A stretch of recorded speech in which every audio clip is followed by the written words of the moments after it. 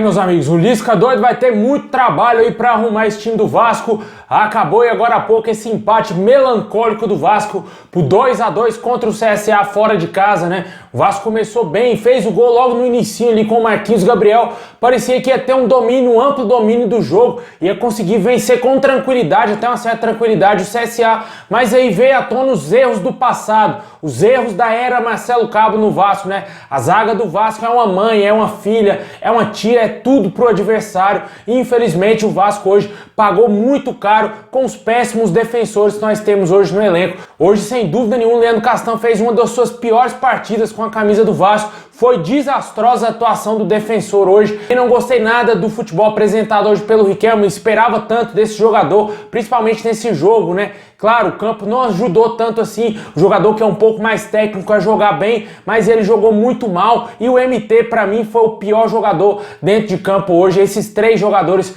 pra mim jogaram muito mal, o meio campo do Vasco muito fraco, Bruno Gomes horroroso, Matias Galaza é o mais esforçadinho, mas o jogador que tenta mais ali no meio campo, você vê que ele tem uma raça, tenta se esforçar, mas o meio campo do Vasco como um todo é bem fraco, ele é muito fraco mesmo, não consegue auxiliar o Germancano, que fica lá isoladão. O segundo tempo do Vasco, você não viu falar o nome do Germancano no jogo. Ele teve uma participação só na partida, que foi no chute, que resultou no rebote pro Gabriel Peck rolar a bola ali pro Marquinhos Gabriel fazer o primeiro gol e só. A gente não viu mais falar do nome do Germancano na partida e ficou bem complicado. O Vasco joga com as linhas muito baixas, né? A linha do Vasco quase entrando dentro do gol do Vanderlei.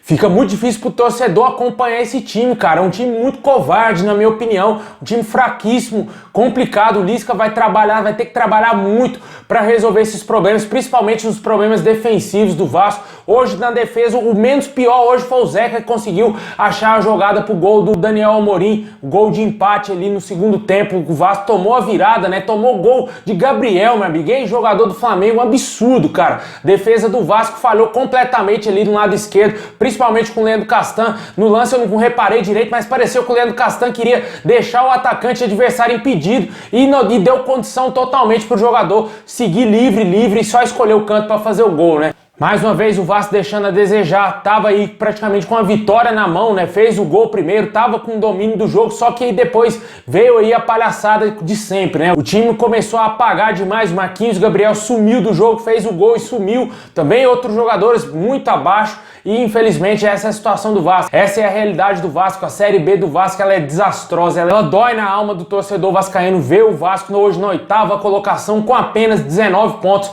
a 4 pontos aí do G4. Você olha bem, pô, não tá tão longe assim, 4 pontos, mas pelo futebol do Vasco, o desempenho do Vasco ele é muito fraco, é um desempenho muito pífio, sabe? Claro que esse time aí foi montado, foi escalado, foi dirigido pelo Marcelo Cabo, ainda tem dedo do Marcelo Cabo nesse time do Vasco. Hoje a gente viu o time da mesma maneira que quando o Marcelo Cabo estava à beira do gramado, o técnico sub-20 Alexandre nada pôde fazer, até porque hoje os jogadores que o Vasco tem são de baixa qualidade, né? Jogadores que pouco podem resolver dentro de uma partida. E ele ainda mesmo assim tentou fazer algo de diferente, ousou, colocou o Daniel Amorim, o Marcelo Cabo nem isso estava fazendo nos últimos jogos. O Vasco tentava todos os jogos com o Marcelo Cabo, pedia profundidade para cruzar, só que o Germancano tem 1,5 m, a bola não vai chegar no cano para ele fazer gol de cabeça. E o técnico do sub-20, o Alexandre, sacou isso, viu que o Vasco iria precisar de jogar a bola dentro da área e fazer jogadas aéreas até pelo estado do gramado e colocou o Daniel Amorim, e foi uma boa sacada dele. O centroavante conseguiu empatar o jogo, né? Sempre no desafogo, ele tá ali para fazer o gol.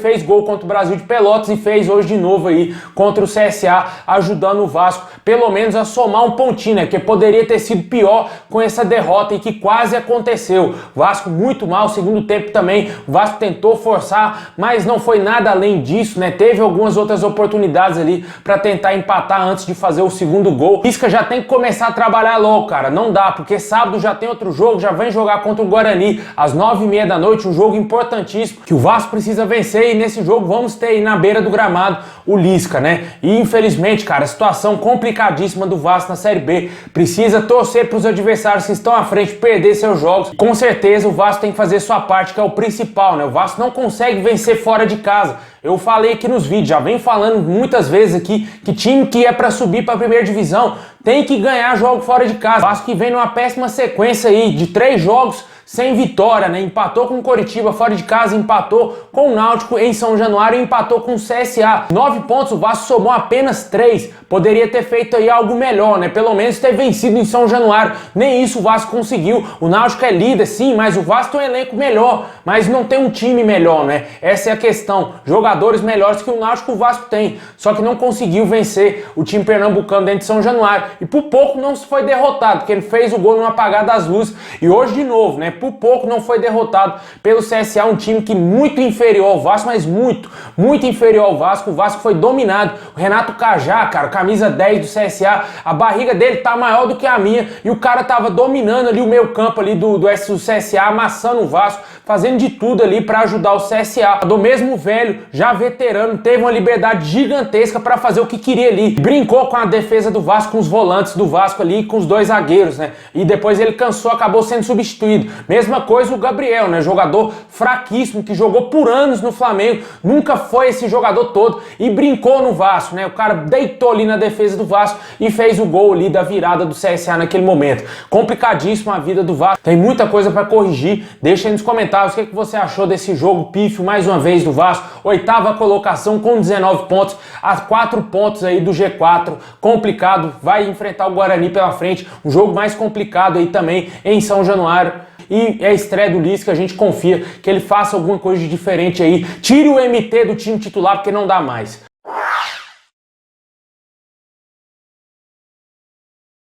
Bom, pessoal, é isso aí. Muito obrigado, tamo junto. Vamos dormir aí em paz, porque tá complicado, tá difícil demais. Cada dia que passa, o torcedor vascaíno sofre mais e o Vasco vem destruindo a paixão que o torcedor tem pelo clube, né? Complicado demais esse time aí na Série B, tá difícil. Vamos torcer por dias melhores que não chegam nunca. Tamo junto, é nóis.